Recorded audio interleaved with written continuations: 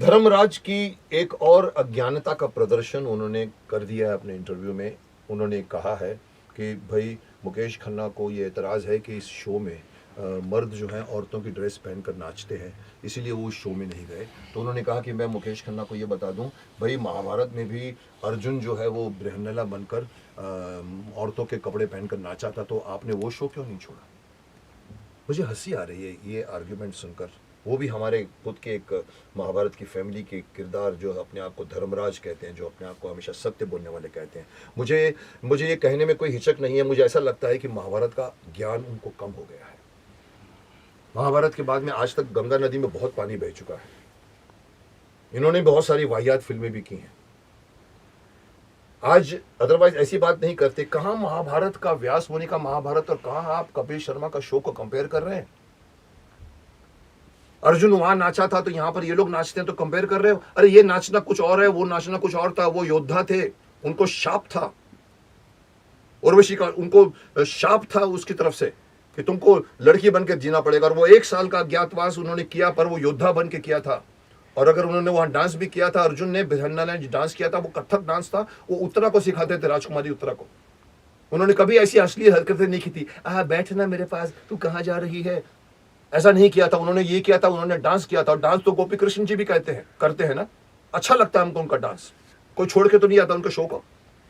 लेकिन अगर इस तरह के शो में इस तरह के डांस दिखाओगे, डांस नहीं है, मुझे डांस से कोई इतराज नहीं है, इस शो में कोई डांस नहीं करता, लेकिन हरकतें करते हैं। बड़े बड़े स्टार आते हैं, चाहे वो फिल्म स्टार हो चाहे क्रिकेट स्टार हो, और ये लोग आते हैं, ए मैं तेरे पास बैठना चाहती हूं। आप हंसते हैं उसके ऊपर। मुझे उसको पे एतराज है। और मुझे इसकी इनकी अज्ञानता पर आज मुझे थोड़ा सा चिंता हो रही है कि इनको ये नहीं मालूम कि अर्जुन ने जो कुछ भी किया था वो उसकी व्यास मुनि की महानता थी। उन्होंने 1 साल के अंदर उनको सबको अलग अलग भेष में रहना था, और उनको ये फायदा था उस शाप का, जिससे वो बृहन्नला बनकर डांस टीचर बनकर उस राज्य में काम करते हैं, विराट नगर में। उसको आप कंपेयर कर रहे हो आज के हिसाब से? ये कंपेरेबल नहीं है। उन्होंने जो कुछ किया था ये बात करना और है।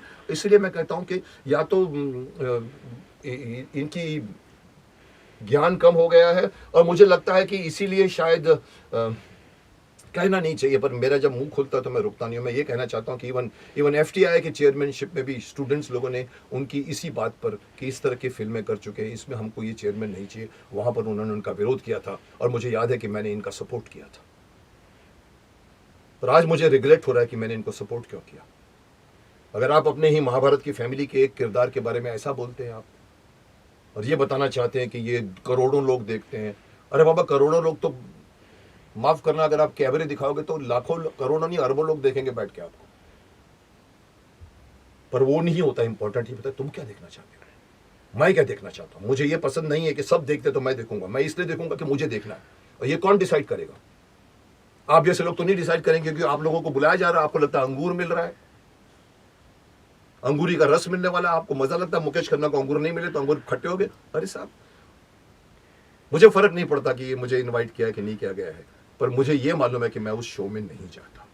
तो let us finish this topic. और मैं ये बोलना चाहता हूं कि यस, मैं इस शो में इसीलिए नहीं गया क्योंकि मैं नहीं जाने चाहता था। अंत में एक छोटी सी बात और कर दूं, आपको मालूम पड़ेगा कि मेरा गुस्सा क्यों कपिल शर्मा के ऊपर है। इन्होंने शक्तिमान के दौरान एक छोटा सा स्किट किया था। उस समय कृष्णा अभिषेक भी हुआ करते थे इनके साथ में, शायद कॉमेडी सर्कस हुआ करता था, दोनों मिलके करते थे।